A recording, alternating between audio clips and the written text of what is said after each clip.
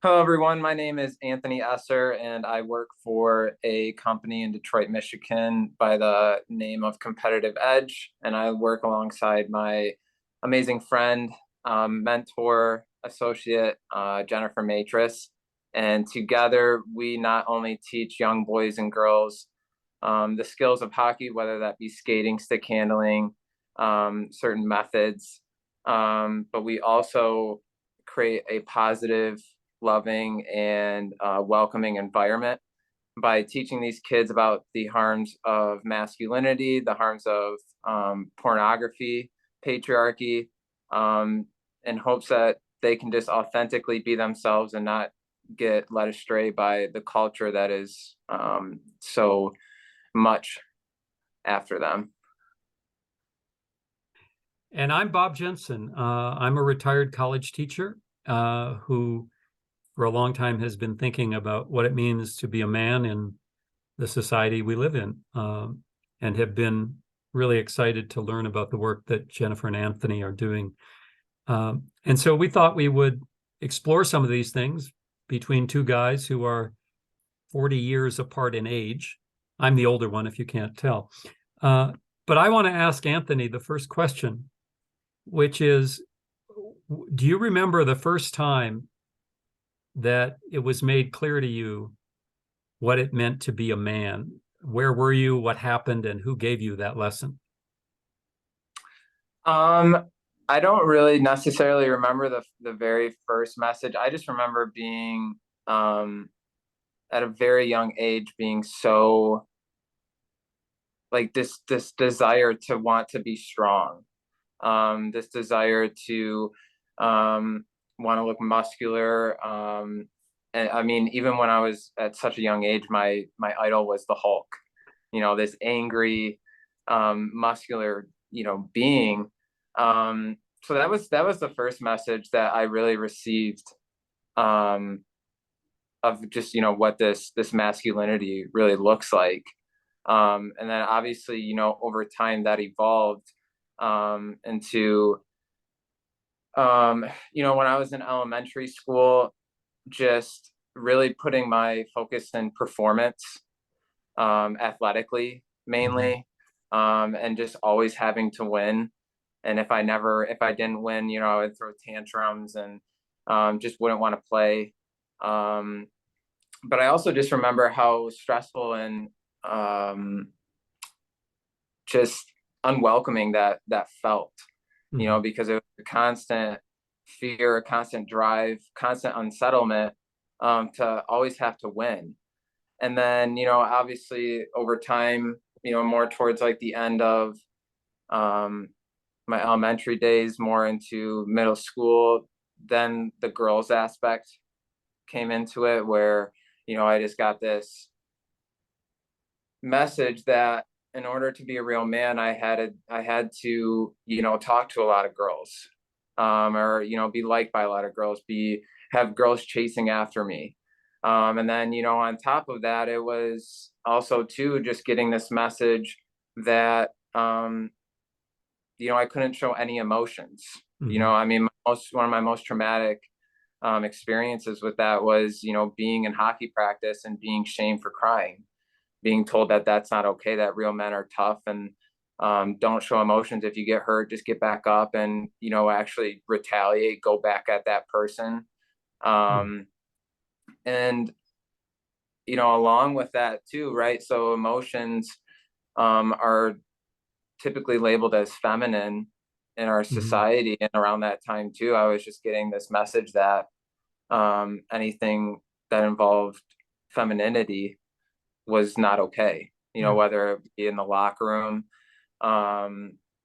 where, if you did show emotions, just did anything feminine, you were called, pussy, faggot, and all that other stuff, and basically just shamed. And really, that's when the real masculinity really kicked in, and really took a turnaround, from us being boys into trying to be this alpha male. And then, in high school, it wasn't, enough for you to just talk to girls. You had to be going on dates with them and being sexually active with them. And, yeah, I mean, Yeah. yeah. And, I mean, Is it fair to say that the message you got about what it meant to be a real man was mostly about competition and conquest? And that could be competition with other men, boys, primarily in athletics, or competition for girls. But in mm, both arenas, the goal was conquest. It was to be on top, to be in charge, to be always winning. Is that a fair summary? yeah, no, actually, I'm glad that you bring that up because I just remember too, um, being a junior in high school, it was who had the hottest girlfriend Mm-hmm. or who was talking to the hottest girls, and what is this, you know, Yeah. who creates this level of hotness, or what that even means, Yeah. you know. And obviously, right there around that time, I started seeing pornography or started watching pornography at the age of 12. But I mean, obviously over time that progressed, and in high school, I mean, you could really just see that um, it wasn't enough just to talk to a girl anymore. It was like, I just Mm-hmm. basically said it was sexually, things had to be sexual, and objectification big time came into high school. And then, you know, when I was a junior and senior in high school, I, throughout my life, was just this scrawny kid, and it made me so insecure. And I've heard it over and over and over to the point where when it became that time, I just wanted to become this muscular being, Mm-hmm. to intimidate. Yeah. And by the time I was in college, right, I was constantly having one night stands. I was angry, trying to just intimidate people. I never showed any emotions of sadness. I didn't even show joy, because it was just there was a fear of being Yeah. vulnerable. Yeah. Um, Go It ahead. it sounds like a lot of these messages came, at least especially initially, from adults. You mentioned coaches. People talk a lot about fathers' role in this, but then it also, as you got older, was reinforced from peers, other boys trying to push this same idea. Is that accurate, that it came from all sides in a sense? Yeah, I mean, because I was a very, very sensitive kid.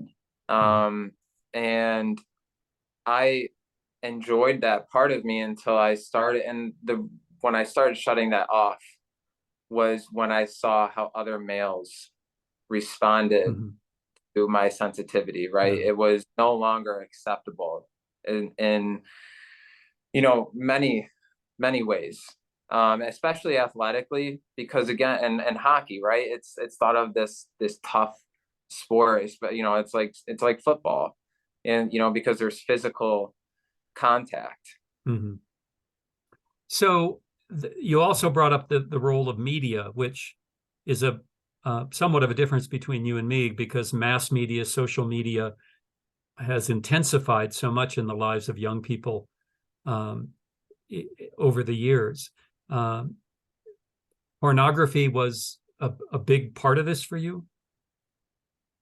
Or not, yes. And even through social media, um, I also just got this message that, because females are getting the same message as well, right? So the Mm-hmm. people that I was following were objectifying themselves as well, because of this pornified, Yeah. media that everyone is, falling into.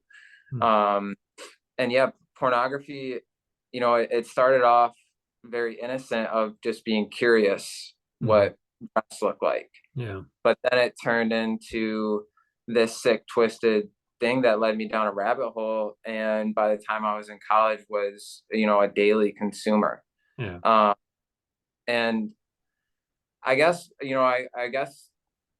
just thinking about that and putting myself back into that person, none of this served me. I mean, I can even feel it in my body right now of how depleted of energy I was, how insecure I Mhm. was, even though on the outside, right? That's why I got so muscular, was to just intimidate, but on the inside, I was so insecure.